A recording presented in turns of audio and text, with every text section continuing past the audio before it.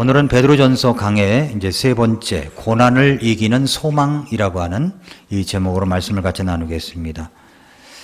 얼마 전 신문에 포항 지진 대피소 마지막 주민 10여 명 1434일 만에 집으로 갑니다. 이런 제목의 기사가 났었습니다.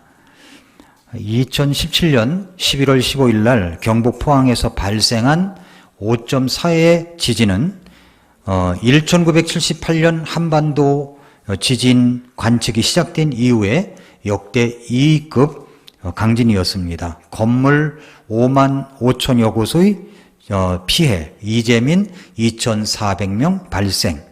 보상 문제가 풀리지 않아 몇 년 동안 고생이 심했는데 이제 마지막 남은 주민 10여 명이 1434일 만에 집으로 간다라고 하는 기사를 보면서 그 조그만 텐트 하나에 체육관 안에 텐트 안에서 생활하느라고 하루 이틀도 아니고 캠핑 간 것도 아니고 1434일 동안 그곳에서 지냈다고 생각하니까 좀 마음에 좀 아련한 아픔이 있었습니다. 포항 지진 보상 문제를 해결하기 위하여 포항의 지진 피해 규모를 조사하는 의원 가운데 몇 달 동안 우리 교회 권호창 형제님께서 포항에 내려가서 수고를 많이 하셨습니다. 나라를 위해서 아주 귀한 일을 하셨다고 생각합니다. 포항 지진으로 말미암아 우리나라는 안전 시스템에 관한 근본적 문제가 드러났었습니다. 그러니까 재난을 그렇게 많이 겪고 있는 일본은 재난 경보 시스템이 아주 잘 작동되어 가지고 지금은 어떠냐면 재난이 일어나기 전에 문자 메시지가 온다는 겁니다. 재난이 일어나기 전에 문자 메시지가 오는 거예요. 그런데 우리나라는 포항 지진 때 포항 지진이 일어나고 나서 어디에 지진이 났었다 이렇게 후발 문자 메시지가 왔었습니다. 그러니까 일본하고 우리나라는 차이가 참 많아요. 일본은 재난을 워낙 많이 당한 나라라 미리 재난경보 시스템이 잘 되어 있는데 우리나라는 재난의 경험이 많지 않아서 그런지 그렇습니다. 지금은 좀 어떤지 모르겠어요. 지금은 아무래도 어디서 지진이 나면 이제 이런 재난경보 시스템이 얼마나 잘 되어 있는가를 알 수 있겠죠. 왜냐하면 재난이 일어날 때 그 골든타임이라는 것이 있습니다. 재난이 곧 일어납니다. 대피해야 됩니다. 라고 할 때 재빨리 대피를 해서 골든타임에 생명도 건질 수가 있고 안전하게 될 수가 있는데 골든타임을 놓치면 많은 인명피해가 발생할 수 있기 때문에 재난경보 미리 알림 문자 메시지는 굉장히 중요하다고 생각합니다. 저는 고난도 마찬가지라고 생각합니다. 고난이 올 때, 고통이 올 때 우리는 어떻게 대처합니까? 고난이 갑작스럽게 강진, 지진처럼 찾아와서 나를 뒤흔들어 놓게 되면 우리는 어쩔 줄 몰라 하며 엄청 당황해 합니다. 이 재난을 미리 알려준다면, 미리, 얘야, 조금 있으면 이제 고난이 올 거다. 미리 알림 메시지가 딱 온다면 얼마나 좋을까라고 생각이 들어요. 그래서 어제는 저녁에, 이제 오랜만에 이거 몸살을 앓았어요. 어젯밤에. 어제부터 간밤 사이에 몸살을 앓았어요. 저녁에 이렇게, 앓는다는 것이 이거구나. 몇 년 만에 이렇게 알아본 그런 옛날 경험을 생각하면서 알았는데 저는 이제 주일날 다 놔야 돼요. 이제 앓더라도 주일날은 예배해야 되기 때문에 다 놔야 됩니다. 그러면서 고난 속에 있는 분들을 좀 생각하면서 참 아련하고 또 눈물이 많이 났습니다. 우리 하진이를 위해서도 기도하게 되고 또 우리 또 병원에 있는 우리 김희성 형제님 생각하니까 또 눈물이 나고 또 우리 최아름 자매님 어머니도 생각할 때 얼마나 참 불안하고 떨릴까라는 생각 때문에 기도가 나오고 또 우리 곽세권 형제님 오늘 배성욱 자매님 오랜만에 예배 참석하셨는데 참 이런 분들을 생각하면서 유난히 아버지를 위해서도 생각하면서 기도가 나오게 되고 이런 고난 가운데 있는 분들을 많이 생각하게 되었습니다. 좀 아련한 마음들이 있었어요. 이런 재난들이 고난들이 미리 알려주면 참 좋은데 미리 알려줘도 두렵고 떨림이 있지만 갑작스럽게 온다면 정말 누구나 당황하지 아니할 수가 없습니다. 그런데 여러분, 베드로전서가 어떤 책이냐면 아주 쉽게 설명한다면 재난이 일어나기 전에 재난 미리 알림 메시지가 오는 책입니다. 준책이에요. 그러니까 64년도 이후에 이 네로라는 황제로 인하여 그리스도인들이 핍박을 받을 때 그 전에 쓰여진 거예요. 누구에게 쓰여진 겁니까? 여기 보니까 1절 말씀에 그랬잖아요. 갑바도기아, 아시아, 비두니아에, 갈라디아에 모두 흩어진 나그네들에게 이 말씀을 썼다고요. 재난 미리 알림 메시지를 준 책이 바로 베드로 전서입니다.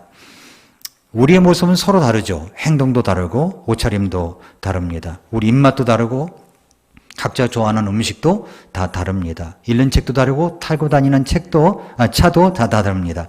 각자 좋아하는 음악도 다르죠. 저는 교회에서 고전음악을 고집하는 게 왜 그러냐면 하도 세상에 난무하는 세상 음악을 많이 듣기 때문에 그렇습니다. 교회마저도 CCM을 해버리면 교회가 살아남기가 어려워요. 타협이 되니까. 그래서 우리 교회는 찬송가만 하는 겁니다. 각자 다 달라요. 이렇게 우리는 서로 다릅니다. 그런데 공통적인 것 한 가지가 있습니다.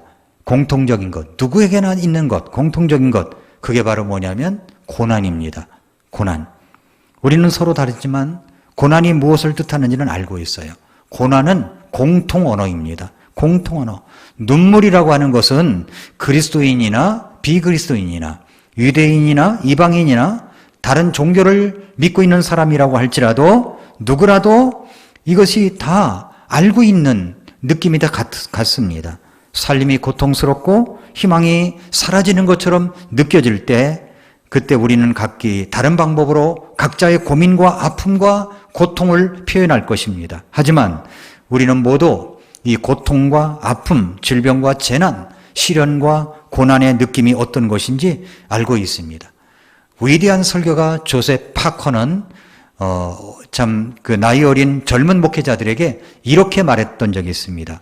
고난 당하는 자들에게 설교하라. 그러면 교인이 끊이지 않을 것이다. 교회의 긴 의자마다 마음의 상처를 받은 사람이 분명히 있기 때문이다 라고 이야기를 했습니다. 실제로 고통이라고 하는 것, 고난이라고 하는 것은 우리 모두의 공통 언어입니다. 고난이 올 때 우리는 어떻게 하라고 했습니까?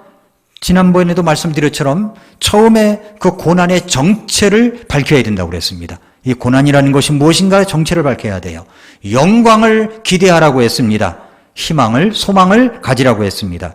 고난이 오면 우리는 고난의 정체를 밝혀야 합니다. 그렇다면 오늘 본문 베드로전서 1장에서 고난의 정체를 밝히는데 그 고난의 목적이 있다는 것을 알라고 했습니다. 고난의 목적이 있다. 오늘 읽은 베드로전서 1장 1절부터 5절 말씀에는 고난의 목적에 대해서 말씀을 합니다. 우리는 어떻게 고난 속에서 소망을 가질 수가 있을까요? 오늘 본문은 고난의 목적에 대해서 말씀하면서 고난 속에서도 소망을 가질 수 있음을 말씀하고 있습니다. 고난의 미리 알림 메시지가 베드로전서라고 했습니다. 어떤 말씀일까요? 첫째로 산 소망을 가질 수 있는 원천이 무엇인가를 알아야 돼요. 산 소망을 가질 수 있는 원천이 뭐냐? 오늘 본문 2절과 3절을 보십시오. 곧 하나님 아버지의 미리 하심에 따라 성령의 거룩히 구별하심을 통해 순종함과 예수 그리스도의 핏부림에 이르도록 선택받은 자들에게 편지하노니 은혜와 평강이 너희에게 더욱 많이 있기를 원하노라. 하나님 곧 우리 주 예수 그리스도의 아버지를 찬송하리로다. 그분께서 자신의 풍성하신 긍휼에 따라 죽은 자들로부터 예수 그리스도를 부활하게 하심으로 우리를 다시 낳으사 산 소망에 이르게 하셨다라고 했습니다. 2절에서는 하나님의 선택받은 자들에서 나와요. 3절에서는 하나님의 풍성하신 긍휼하심에 대해서 나옵니다. 자, 소망의 원천, 소망을 가질 수 있는 원천이 뭐냐? 그것은 먼저 첫째는 하나님이 나를 선택하셨기 때문입니다. 2절을 다시 보세요. 곧 하나님 아버지의 미리 하심에 따라 성령이 거룩히 구별하심을 통해 순종함과 예수 그리스도의 핏부림에 이르도록 선택받은 자들에게 편지하노니, 여기 선택받은 자들이라고 이야기를 합니다. 여러분은 선택받은 자들입니다. 믿으십니까? 그럼 근거가 뭐냐는 거예요. 선택받은 자는 근거. 사도 베드로가 이 서신서를 시작하자마자 선택하심에 대해서 강조하는 이유가 무엇 때문일까요? 이것은 오늘날 소위 칼빈의 예정론을 가지고 논쟁하라고 주신 것이 아닙니다. 나는 과연 선택받은 자인가? 우리 부모님은 아직 예수님을 모르고 구원도 받지 못했는데 과연 선택을 받으셨을까? 하는 그런 호기심을 일으키려고 하는 그런 말씀이 아니라는 겁니다. 저는 이제 침례교를 통해서 예수님을 믿고 구원을 받았습니다. 고등학교 때인데 학교를 갔더니 이렇게 칼빈의 예정론을 주장하는 애가 있었어요. 딴 장로교를 다니는 애인데 그러면서 막 선택된다. 부모님도 뭐 구원받지 않을지 다 미리 선택되어 있는 거다. 전도를 해봤자 소용없다. 전도를 안 해도 어떤 사람은 구원받는다. 뭐 이런 얘기를 하는 거예요. 저는 그런 예정론을 믿지 않았거든요. 그래서 제가 이 주먹으로 친구를 갖다가 때렸습니다. 예수 믿고 구원받은 사람은 그러면 안 되는데 그랬더니 왜 때리냐는 거예요. 이것도 예정되어 있던 거야. 네 말대로라면 그렇게 이야기를 했던 적이 기억이 나요.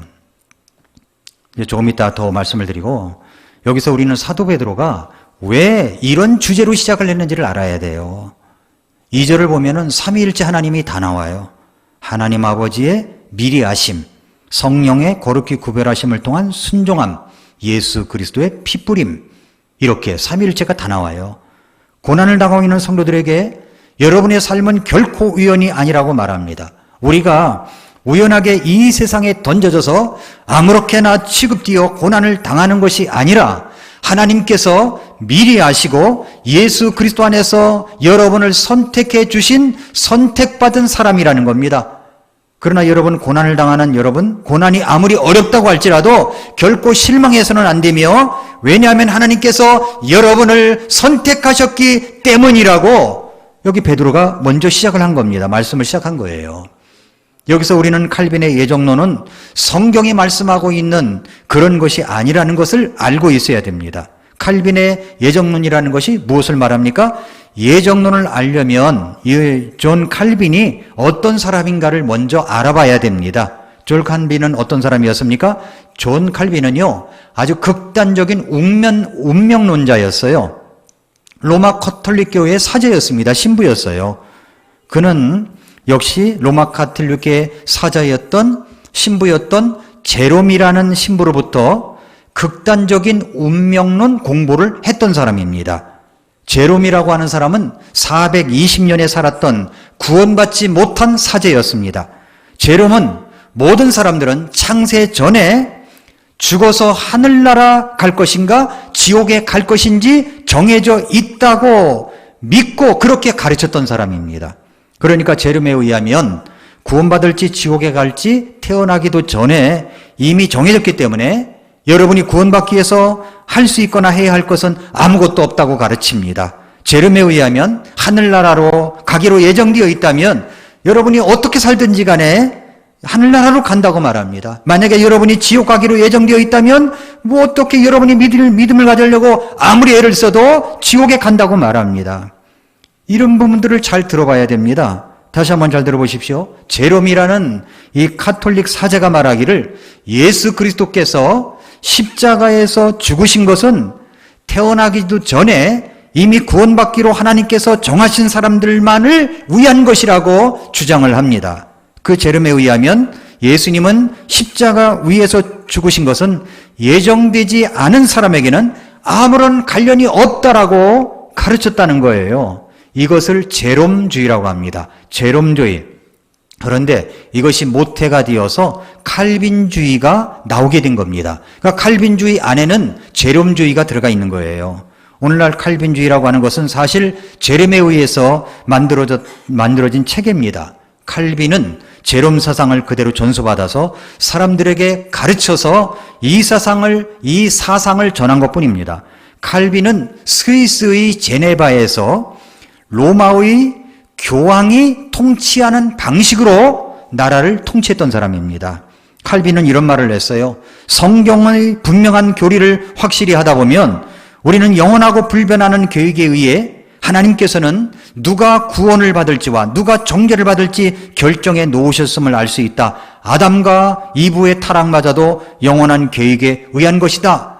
이렇게 말을 했습니다. 그러니까 칼빈의 말을 풀어보자면 죄의 책임이 하나님께 있다는 말입니다. 그러니까 존 칼빈은 이런 말이에요. 모든 살인과 강간과 아동학대와 범죄가 하나님의 영원하신 계획 속에 있던 것이라고 주장하는 것과 같은 것입니다. 하나님의 계획에 의해서 사람들이 그런 행위를 한다는 거죠. 여러분이 원한다면 여러분 중에는 그럴 사람은 없겠지만 그런 하나님을 믿는 것은 자유입니다만은 저는 그런 하나님을 믿지 않아요. 우리 하나님은 그런 분이 아니십니다. 저는 그런 하나님을 원하지도 않아요. 칼빈의 주장은 정말 성경을 왜곡하는 이 잘못된 주장인 것입니다. 오늘 말씀에서 베드로전서에서는 고난 가운데 있는 사람들에게 상기시켜주고 싶은 내용이 있었습니다. 그것은 바로 하나님께서 고난 가운데 있는 여러분들을 선택해 주셨다는 사실이에요. 베드로는 고난 가운데 있는 사람들에게 이 말씀을 꼭 해주고 싶었습니다. 2절에 곧 하나님 아버지의 미리 하심에 따라 성령의 거룩히 구별하심을 통해 순종함과 예수 그리스도의 핏부림에 이르도록 선택받은 자들에게 편지하노니 은혜와 평강이 너희에게 더욱 많이 있기를 원하노라 라고 했거든요. 여기 성부 하나님 아버지를 언급하죠. 그분이 미리 나를 아셨습니다. 성령의 거룩히 구별하심을 통해 순종함과 그러니까 성령님의 역사를 통해서 우리가 구원받을 수가 있었던 거죠. 성자 예수 그리스도의 핏부림에 이르도록 선택받은 자들에게 우리는 누구를 믿습니까? 예수 그리스도를 믿습니다. 예수 그리스도의 피가 우리에게 뿌려졌습니다. 그래서 우리는 선택받은 자가 된 거예요. 그냥 무조건 누구를 선택하고 안 하고 그런 문제가 아니라는 겁니다. 하나님 아버지의 미리 하심에 따라 성령의 거룩히 구별하심을 통해 순종함과 예수 그리스도의 핏부림에 이르도록 선택받은 자들이라고 말씀합니다. 여기서 핏부림이라는 단어가 나오죠? 핏부림이라는 단어를 표시해 주세요. 핏부림이라는 단어와 성경에는 피흘림이라는 단어가 나와요. 피흘림. 피흘림이 어디 나올까요? 히브리서 9장 22절에 율법에 따라 거의 모든 것이 피로써 깨끗하게 되나니 피 흘림이 없은즉 사면이 없느니라 말씀하셨죠. 피 흘림은 우리가 속죄받았다는 근거입니다. 우리의 죄가 용서받았다는 근거예요. 그러나 피 뿌림은 구원받았다는 속죄의 적용이 되는 단어입니다. 적용이 된 단어예요. 이스라엘 백성들이 출애굽을 하기 전 유월절 사건이 있었죠. 장자의 죽음이라는 재앙입니다. 그들을 구원할 수 있는 것은 어린 양을 잡아서 피를 문설주와 임방에 바르는 것입니다. 그래서 이제 어린 양의 피가 있어야 심판과 재앙을 면할 수가 있었습니다. 어린 양을 잡습니다. 어린 양을 잡았어요. 피 흘림이 있습니다. 어린 양을 잡아서 피 흘림이 있죠. 그걸 피 흘림이에요. 그런데 그 피를 어떻게 해야 됩니까? 피 흘림만 있다고 구원받는 게 아니에요. 장자의 재앙을 면하는 게 아니라 피 흘림이 있으면 피 흘림을 가지고 피 흘린 걸 피를 가지고 피 뿌림이 있어야 된다는 겁니다. 문설주와 좌우 임방에 뿌려진 게 있어야지 죽음의 사자가 그곳에 넘어간다는 말이에요. 패스오버, 유월을 한다는 말입니다. 마찬가지예요. 예수님이 2000년 전에 우리 죄를 다 용서해 주시기 위해서 피 흘려 죽으셨습니다. 그런데 피 뿌림, 내 마음속에 이게 이루어져야 되는 겁니다. 하나님 앞에 죄를 회개하고 예수님을 개인의 구주로 영접한 적이 있어야 피 뿌림이 내게 있게 되는 거죠. 지금 그것을 저기서 말씀하고 있는 겁니다. 피 뿌림이 이루어져야 되는 거예요. 피 뿌림이 예수 그리스도의 피 뿌림에 이르도록 선택받은 자들에게 편지하노니 그 선택받았다고 할 때 하나님께서 나를 선택하셨다고 할 때 이 구원의 믿음이 이루어진 상태라야 선택 속에 들어오게 된 거고 만약에 그렇지 않으면 선택 속에 들어온 게 아니에요. 에베소에서 말씀한 것처럼 예수님 안에 들어와 있어야 창세전에 선택받은 바 된 거지 들어와 있지 아니하면 그건 선택받은 자가 아니라는 겁니다. 그것을 지금 베드로가 이야기하고 있는 겁니다. 우리를 선택하신 그 하나님은 우리가 예수 그리스도를 믿음으로 구원받을 수 있도록 작정해 놓으셨습니다. 그 하나님의 선택하심에는 우리의 믿음의 응답이 있어야 하는 것입니다. 그러므로 분명한 구원 얻는 믿음의 신앙 고백이 없이는 예수님을 개인의 구주로 영접한 구원 고백이 없이는 그런 하나님께서 나를 선택하셨다고 할 수가 없는 것입니다. 베드로전서 1장 22절 23절을 보면 너희가 성령을 통해 진리의 순종함으로 너희 혼을 깨끗하게 하여 거짓 없이 형제들을 사랑하기에 이르렀으니 순수한 마음으로 뜨겁게 서로 사랑하라.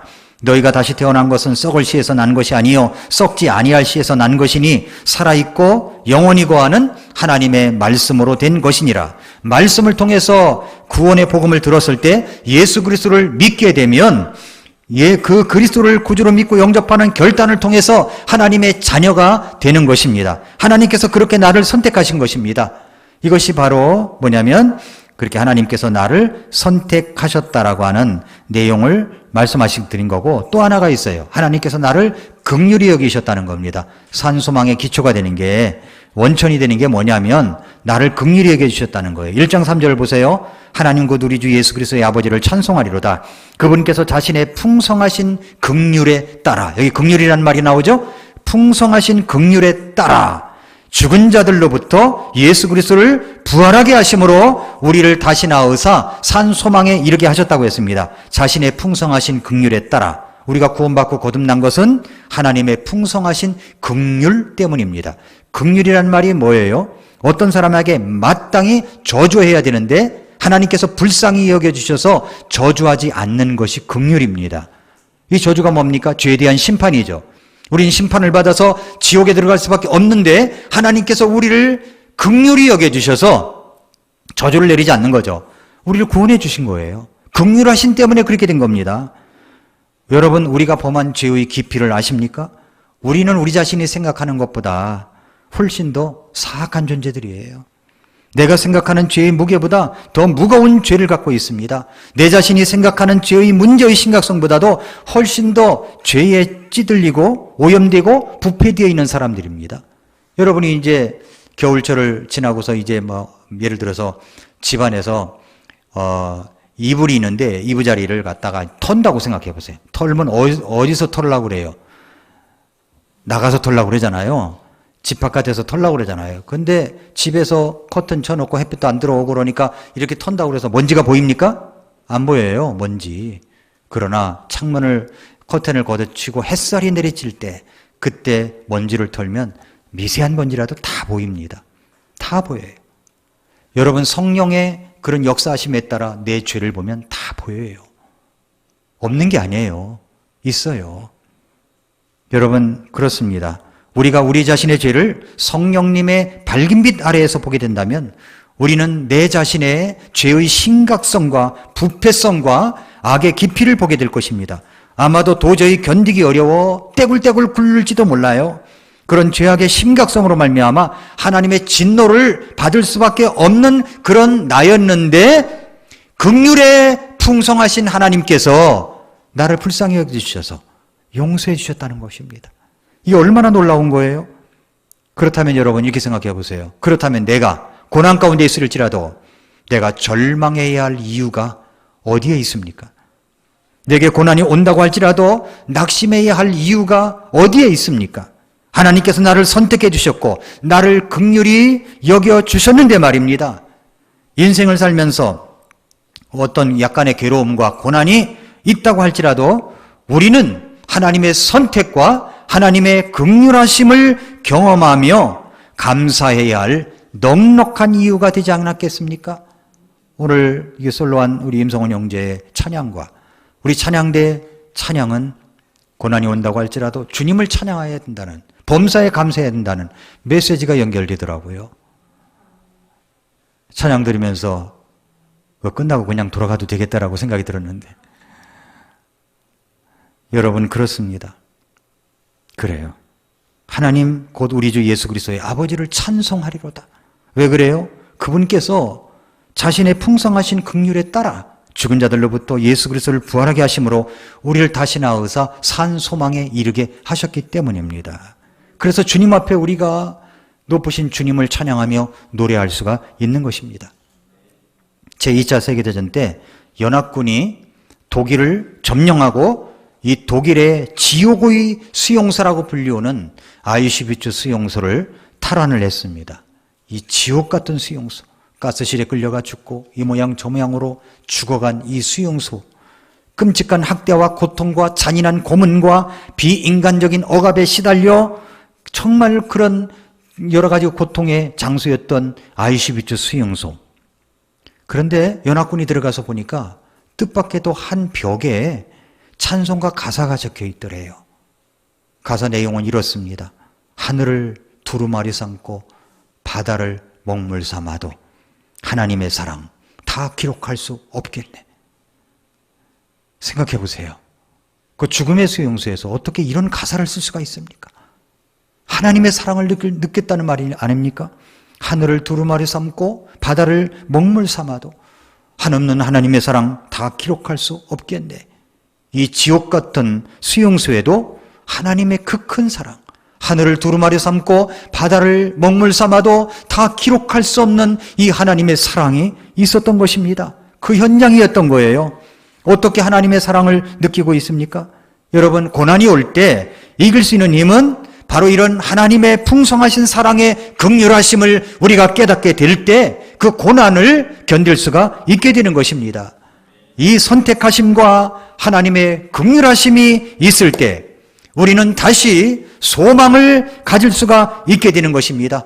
소망을 가질 수 있는 원천이 될 수가 있게 되는 것입니다. 여러분은 그런 소망을 갖고 계십니까? 이게 첫 번째고요. 두 번째는, 그렇다면 산 소망의 기초는 뭐냐는 거예요. 원천이 있고 기초가 있다. 기초는 뭐냐는 거예요. 기초는 예수 그리스도의 죽으심과 부활입니다. 부활. 베드로전서 1장 3절에 하나님 곧 우리 주 예수 그리스도의 아버지를 찬송하리로다. 그분께서 자신의 풍성하신 긍휼에 따라 죽은 자들로부터 예수 그리스도를 부활하게 하심으로 우리를 다시 낳으사 산 소망에 이르게 하셨다고 그랬습니다. 산 소망의 기초는 예수 그리스도의 부활하심에 있습니다. 예수님의 부활은 역사적 사실일 뿐만 아니라 바로 오늘 우리에게 실제적으로 경험하는 것이기도 합니다. 여러분, 그 부활하신 주님이 나를 돕고 계시며 그 부활하신 능력으로 우리는 힘을 얻습니다. 예수님께서 죽으셨다가 부활하셨다는 그 사실은 내가 언젠간 죽게 되겠지만은 다시 살 것이라는 소망을 갖게 합니다. 그뿐만 아니라 오늘 내가 고통 때문에, 고난 때문에 무너져 있고 쓰러져 있고 여러 가지 정말 어려움 속에 있다고 할지라도 우리 주님은 부활의 능력으로 나를 다시 일으켜 세우시며 다시 걷게 하시는 것입니다. 왜 그럴까요? 그 부활의 능력 때문입니다. 예수님의 부활은 역사적 사실입니다. 예수님의 부활은 실제적인 사실입니다. 어떤 사람은 예수님을 믿긴 믿지만은 죽으셨다는 건 믿는데 부활을 안 믿는 사람이 있어요. 이건 있을 수가 없는 거예요. 그러나 우리가 믿는 신앙은 부활이 없다면 다 헛것이 되고 말기 때문에 그렇습니다. 예수님이 십자가에서 죽으셨다는 사실만 가지고 우리의 신앙이 성립되는 게 아닙니다. 예수님께서 죽으셨다가 다시 살아나신 것이 우리의 신앙의 완성이 되는 것입니다. 고린도전서 15장 14절에 또 그리스도께서 일어나지 아니하셨으면 우리의 선포하는 것이 헛것이요 너희의 믿음도 헛것이라고 그랬습니다. 예수님의 부활이 없다면 모든 것이 헛것입니다. 부활은 그만큼 중요한 것입니다. 로마서 4장 25절에 그분께서는 우리의 범죄로 인하여 넘겨주셨으며 우리의 칭의를 위하여 다시 일으켜지셨다고 부활하셨다고 말씀합니다. 넘기셨다는 말은 죽으셨다는 말이죠. 우리의 범죄 때문에 예수님은 죽으셨습니다. 우리를 의롭게 하시기 위해서 칭의를 위하여 다시 살아나셨습니다. 영국에 에딘버러라고 하는 도시가 있습니다. 이 도시는 예술품 상점만 즐비한 거리가 있어요. 어느 노신사 한 사람이 거리를 지나다가 어떤 예술품 상점에 들렸습니다. 그곳에서 여러 그림을 보다가 갑자기 예수님이 십자가에 달리신 모습을 그린 그림이 눈에 들어왔습니다. 이 사람은 어렸을 때 주일학교를 아주 열심히 참석해서 그때 당시에는 예수님을 사랑한다고 고백했던 사람이었지만 이제 점차 어른이 되어가면서 성년이 되어서는 사업이 바쁘다 보니까 그 모든 것을 멀리하고 있었던 사람이었습니다. 그러나 그날 그 예술품이 있는 그곳에서 예수님의 십자가에 달리신 그림을 보았을 때 갑자기 자기가 어렸을 때 그토록 사랑했던 예수님에 대한 생각이 다시 일어나기 시작했습니다. 한참을 그렇게 오랫동안 그 그림을 보고 있는데 그의 곁에 구두 닦는 소년이 와서 이렇게 말합니다. 아저씨, 저 그림에 있는 분이 누군지 아세요? 저 그림에 있는 분이 누군지 아세요? 예수님이세요. 그런데 저 예수님이 누구 때문에 돌아가시는지 아세요? 바로 저의 죄 때문에 돌아가셨어요. 그런데 아저씨의 죄 때문에도 돌아가셨어요. 그렇게 이야기를 했던 거예요. 이 노신사는 그날 이 구두 닦기 소년의 이야기가 하나의 설교처럼, 하나님의 음성처럼 자기 마음에 꽂히는 것을 깨닫게 되었습니다. 그래, 맞아. 내 죄 때문에 돌아가셨지. 그러면서 이제 이 사실을 오랫동안 망각하고 있었다는 것을 알게 된 그 노신사는 이제는 정말 형용할 수 없는 회한에 젖어서 그 가게를 나와서 이제 거리를 걸으려고 나왔는데 구두 닦기 소년이 막 달려와서 이야기하는 겁니다. 아저씨. 왜 그러냐 그랬더니 아저씨 깜빡한 것이 있어요. 그런데 그 예수님은요, 죽으셨다가 다시 살아나셨어요. 지금도 살아 계세요. 이 얘기를 한 거예요. 그 순간 이 노신사는 예수님이 자기를 추적하는 것처럼 느껴졌답니다. 그래, 살아계시는 주님이야. 살아계시는 주님, 주님은 부활하셔서 정말로 살아계시는 분이야. 그 살아계시는 주님, 그 부활하신 주님을 생각하면서 다시 그 노신사는 주님 앞으로 돌아갔다는 이야기입니다. 그렇습니다. 예수님은 내 죄를 위해서 죽으셨습니다. 예수님은 나를 의롭게 하기 위하여 다시 살아나셨습니다.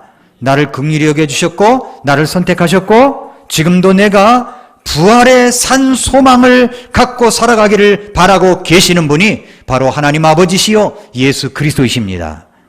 이게 두 번째고요. 마지막 세 번째는 이제 산 소망이 시작되었습니다. 3절 말씀을 다시 보세요.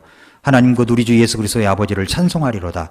그분께서 자신의 풍성하신 긍휼에 따라 죽은 자들로부터 예수 그리스도를 부활하게 하심으로 우리를 다시 낳으사 산 소망에 이르게 하셨다라고 했습니다. 언제부터 산 소망이 시작되었다고 합니까? 다시 태어난 순간, 거듭나는 순간부터 산 소망이 시작이 된 것입니다. 우리는 이 땅에 태어날 때 정말 세상의 소망을 다 가지고 있는 것처럼 세상에 태어나죠. 안타까운 아이들도 있지만 다 세상에 다 갖고 태어난 것처럼 이제 태어납니다. 그런데 살아갈수록 그 소망이 보입니까? 아니에요. 살아갈수록 절망을 향하여 가고 있는 존재들인 것처럼 보입니다. 성경이 그렇게 말씀하고 있잖아요. 베드로전서 1장 24절에 모든 육체는 풀과 같고 사람의 모든 영광은 풀의 꽃과 같으니라. 풀은 마르고 그것의 꽃은 떨어졌다라고 했습니다. 말라가는 풀처럼 떨어지는 꽃처럼 그러한 모습이 우리 인생의 모습이요 내 삶의 모습이었습니다. 말라있는 풀처럼 떨어진 꽃잎처럼 그런 운명으로 내 삶을 지향할 수밖에 없는 그런 내 모습, 예수님 없는 삶이 바로 내 모습이었습니다. 시들어져 있는 모습, 절망적인 모습, 꺾여진 곳이 시들어지면 쓰레기통에 쳐넣는 것처럼 우리도 그렇게 내버려질 수밖에 없는 그런 사람들이었습니다. 그래서 에베소서 2장 2절 3절은 이렇게 말씀했잖아요. 지나간 때는 너희가 그것들 가운데서 이 세상의 행로를 따라거리며 공중의 권세 잡은 통치자 곧 지금 불순종의 자녀들 가운데서 활동하는 영을 따라 걸었느니라. 지나간 때에는 우리도 다 그들 가운데서 우리 육신의 욕심 안에서 생활하며 육신과 생각의 욕망을 이루어 다른 사람들과 같이 본래 진노의 자녀들이었다라고 얘기를 합니다. 에베소 2장 12절에서는 그때 너희는 그리스도 밖에 있었고 이스라엘 연방 국가 밖에 있던 외인들이며 약속의 언약들에서 분리된 낯선 자여 세상에서 소망도 없고 하나님 밖에 있던 자들이었다라고 얘기를 합니다. 그렇습니다. 우리는 소망 없이 태어난 자들이에요. 그런데 언제 우리가 진정한 소망, 산 소망을 가질 수가 있습니까? 베드로전서 1장 23절 말씀처럼 너희가 다시 태어난 것은 썩을 씨에서 난 것이 아니요 썩지 아니할 씨에서 난 것이니 살아있고 영원히 거하는 하나님의 말씀으로 되었다라고 말씀합니다. 우리는 말씀으로 다시 태어났습니다. 이 말씀을 통해서 복음을 듣게 되었습니다. 말씀대로 회개하고 말씀대로 예수님을 믿고 말씀대로 예수님을 영접하여 말씀대로 하나님의 자녀가 되었습니다. 이 사건이 일어난 후부터 우리는 진정한 산 소망이 생기게 된 것입니다. 예수 그리스도를 부활하게 하심으로 우리를 다시 낳으사 산 소망에 이르게 하셨습니다.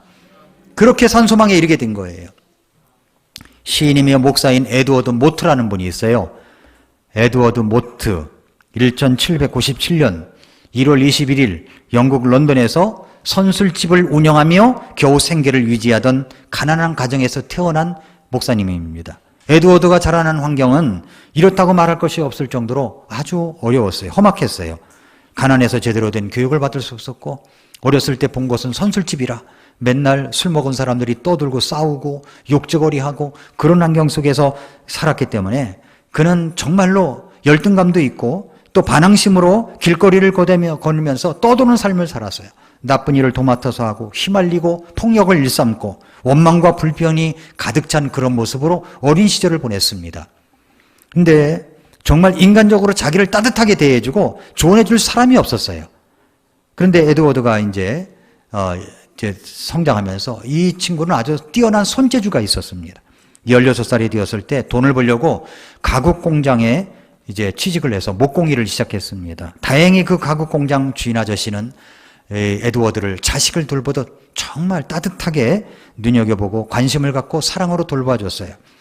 너무 거칠게 살아온 에드워드 마음에 정말로 조금씩 이제 열리게 되고 따뜻한 사랑을 알게 되었습니다. 어느 날 주인 아저씨가 말하기를 교회 가자고 얘기한 거예요. 나와 함께 교회 가지 않을래?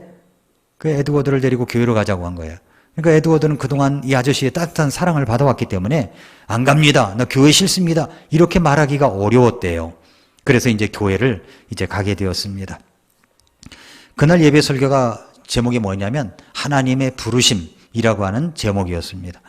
낯선 분위기에 처음 교회 와본 분들은 알겠지만 처음에 교회 와보면 어떻습니까? 제대로 설교를 듣나요? 몸을 이리 뒤척 저리 뒤척 정말 힘들죠. 이 친구도 에드워드도 그랬대요. 너무 힘들었대요. 그런데 어느 순간 설교가 귀에 들어오더래요. 그리고 말씀이 점차로 자신을 향해서 말씀하시는 것이다라는 생각이 들었답니다. 어떤 때 마음이 뭉클해졌고 메마른 마음에 뭔가 촉촉이 적셔지는 녹아들어가는 느낌을 받았답니다. 그리고 이제 예배 끝나고 돌아오면서 그 감정을 주인 아저씨에게 이야기했어요. 그 아저씨가 성경을 들어서 상담을 해가지고 예수님을 구주로 믿고 구원을 받게 되었습니다. 그날 이후에 이 에드워드는요 너무 행복했답니다. 예수님 때문에 행복했고 행복한 목공이 되었대요. 목공소에서 들려오는 여러 가지 도구 부딪히는 소리가 있잖아요. 깎는 소리. 이런 소리가 마치 노래하듯 그렇게 즐거웠답니다. 그렇게 에드워드는 신이 나서 성실히 일하며 주인 아저씨가 전도를 나가면 전도를 따라 나기도 하고 기도하면 같이 기도도 하고 그렇게 틈나면 시도 쓰고 그렇게 생활을 했답니다. 자신을 구원하신 예수 그리스도를 생각하면 저절로 노래가 나왔답니다. 에드워드는 가구를 만드는 솜씨가 너무 뛰어나서 주위 사람들에게 인정을 받았고 이 주인 사장님도 아저씨도 너무 자기 일처럼 기뻐했습니다.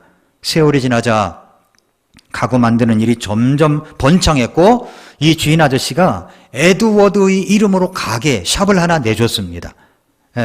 그러다 보니까 에드워드가 이제 제법 규모가 큰 가구점을 운영하게 되었고 여유가 생겼어요. 그래서 그는 여유가 생기니까 정식으로 내가 하나님 말씀을 공부해보자 해가지고 신학 공부를 시작했답니다. 뒤늦게 공부를 시작했지만 자신의 어릴 적 모습과 생활을 생각하면 이렇게 신학 공부를 하게 된 사실이 너무 믿기지 않을 정도로 그렇게 감격스러웠답니다. 그런데 에드워드가 열심히 신학을 공부하여 55세인 1852년에 침례교 목사가 되었습니다. 50대 여러분 희망을 가지시기 바랍니다. 이분이 55세의 목사가 되었다고 하니까 55세의 목사가 되었대요. 22년간 그때로부터 22년간 영국 서식수주 호섬에서 목회를 했습니다. 목사가 된 후에 그는 모든 사업을 다 정리해가지고 전 재산을 온전히 다 바쳐 교회를 건축했답니다. 교회 건물이 완공되었을 때 교회 성도님들이 교회당 명의를 소유권 문서를 에드워드 이름으로 해가지고 이제 목사님에게 가져오니까 그걸 거절했대요. 목사님이 아니라고 그러면서 말하기를 나는 교회 건물을 소유할 마음이 없습니다. 그저 네모난 설교단만 있으면 됩니다. 이 설교단만 있으면 됩니다. 만약에 내가 몸이 쇠약해서 예수 그리스도의 하나님의 말씀을 잘 전할 수 없게 되면 그때 저를 강단에서 끌어내리셔도 됩니다. 이런 얘기만 했대요. 목공 시절 가구 공장 뒤편에 있는 언덕에 올라가 매일 기도하고 묵상하면서 그렇게 지내던 37살 때 1834년 언덕에 이 바위를 바라보며 지은 시가 있습니다. 바위를 바라보며 지은 시, 우리 찬송가에 나와 있는 찬송가입니다. 이 몸의 소망 무엔가 우리 주 예수뿐일세. 이 가사였어요. 이 가사. 그는 부모뿐만 아니라 그 누구에게도 사랑을 받지 못했던 그였지만은 가구 공장 주인 아저씨의 인도로 새 삶을 찾았고 누구보다도 예수 그리스도께서 자신을 사랑하고 계심을 깨닫게 되어 구원을 받고 진정한 산 소망을 가졌던 에드워드 모트, 그는 찬송시에서 이 몸의 소망 무엔가 우리 주 예수뿐일세. 우리 주 예수밖에는 믿을 리 아주 없도다. 굳건한 반석 되시니 그 위에 내가 서리라, 그 위에 내가 서리라. 이렇게 찬송을 했습니다.